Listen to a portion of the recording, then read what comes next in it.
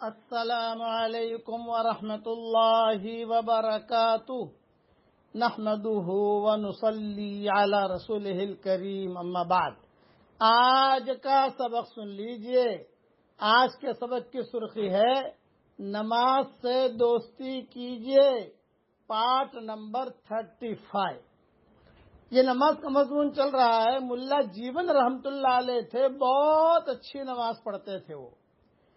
یہ اورنگزیب عالمگیر رحمت اللہ علیہ کے یہ استاد تھے۔ چنانچہ لوگ ان کی نماز دیکھنے کے لیے آتے تھے اور بہت ہی اچھی طریقے سے عالمگیر جو ان سے مانوس ہوئے تھے وہ ان کی نماز دیکھ کر تو انہوں نے اپنے شاگرد سے پوچھا عالمگیر سے کہ میں مکہ مکرمہ رہنے جانا چاہتا ہوں۔ علماء نے لکھا ہے کہ اب ملا جیون رحمت اللہ علیہ کے باپ دادا آبا و اجدادی مکہ مکرمہ میں ہی رہتے تھے، وہاں حالات کی وجہ سے منتقل ہو گئے ہندوستان۔ ابھی نے مکہ یاد آیا، روانہ ہو گئے۔ عالمگیر نے کہا بھی جا رہے ہو لیکن حج کر کے آ جانا، ہاں بھی دیکھیں گے وہاں جا کر۔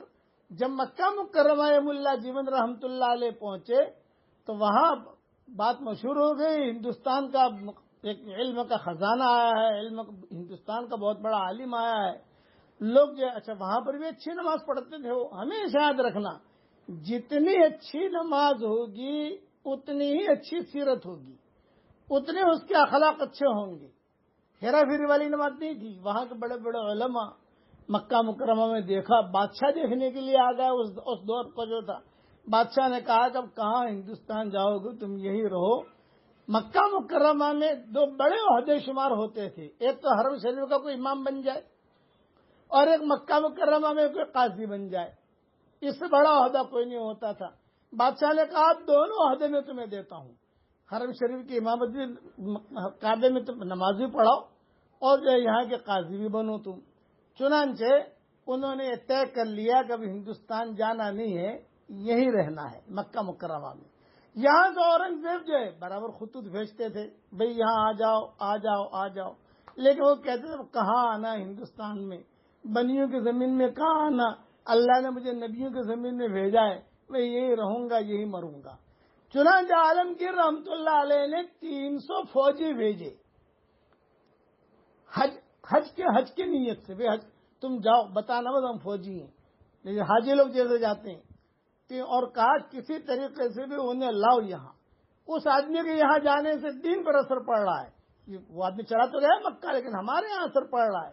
عالمگیر رحمت اللہ علیہ نے کہا اور اگر وہ نہ آوے تو ان کو زبردستی لاؤ، یہ جملہ کہا عالمگیر نے۔ خیر یہ لوگ پہنچ گئے وہاں، حاجی جیسے حج کرتے ہیں ویسا، لیکن یہ پہچان گئے کہہ رہے عالمگیر کے لوگ ہیں۔ تو وہ لوگ فوجیوں نے بہت خدمت کی ان کی، کھانا پکا کے بھی کھلایا، کہا حضرت چلو ہندوستان، حضرت ہندوستان چلو، حضرت ہندوستان چلو۔ انہیں کہا نہیں مجھے نہیں آنا۔ چنانچہ اللہ نے الہام کیا ان کو، جو سچا پکا نمازی ہوتا ہے اللہ اس کے دل میں الہام بھی کرتا ہے۔ وضو کرا رہے تھے یہ فوجی ملا جیون کو، انہیں کو نماز پڑھانی تھی حرم شریف میں۔ فرمایا اچھا بتاؤ یہ عالمگیر نے اور کیا کہا ہے؟ اب یہ خاموش رہے، وہ جملہ تو کہہ نہیں سکے کہ یہ کہا ہے زبردستی بھی لیتے آنا، ڈر کے مارے، بھی بڑے آدمی ہے، وہ بھی بڑا آدمی، بادشاہ ہے وہ تو، اور یہ استاد ہے ان کے۔ چنانچہ وضو کرتے کرتے ہاتھ دھوتے دھوتے دیکھا فوجیوں کی طرف، یہ بھی کہا ہے نا تم کو کہ نہ آوے تو زبردستی لے آنا۔ اب وہ خاموش، ہاں بھی کہا تو ہے، ان کو الہام ہوا تو انہوں نے کہا اچھا استاد یعنی شاگرد ہو کر استاد کی یہ بے قدری، اچھا چلو بھی مکہ مکرمہ چھوڑ دیتے ہیں۔ چنانچہ ملا جیون رحمت اللہ علیہ نے ارادہ کر لیا ہندوستان آنے کا۔ یہاں جب پہنچے پتا چلا عالمگیر کو آ رہے ہیں استاد، درباروں میں ملنے گئے۔ ایسا اثر ہوا عالمگیر پر کہ بھری مجلس میں بے ہوش ہو گئے۔ یہ مورخین نے لکھا ہے، بھری مجلس میں پورے ہندوستان، اس وقت کا ہندوستان یہ نہیں تھا جو ابھی ہے ہمارا، ہندوستان، پاکستان، بنگلہ دیش، برما، ملیشیا کا کچھ حصہ، افغانستان، یہ سارا کا سارا ہندوستان میں تھا۔ 55 سال تک حکومت کی عالمگیر نے، اتنا بڑا ادارہ ان کا دور، ان کی حکومت تھی۔ فوراً گر گئے، اور بےہوش ہو گئے. پھر کیا ہوا؟ پھر عالمگیر کو تھوڑی سی یعنی الہام ہوا کہ اپنے استاد کے سلسلے میں تم نے یہ بات کہی کہ زبردستی لے آنا، ہم تم سے ناراض ہیں. تو کتابوں میں لکھا ہے 1 سال تک عالمگیر نے نفل روزے رکھے، تب جا کر اس جملے کی وجہ سے ان کی معافی ہوئی اللہ کے یہاں.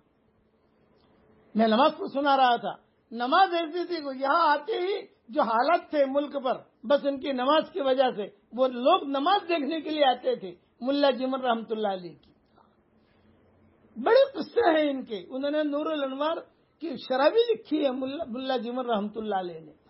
اس لیے نماز اچھی کرو، اچھے سے اچھی ہماری نماز ہونی چاہیے. اللہ ہمیں سب کو عمل کرنے کی توفیق عطا فرمائے. آمین. وآخر دعوانا ان الحمد للہ رب العالمین.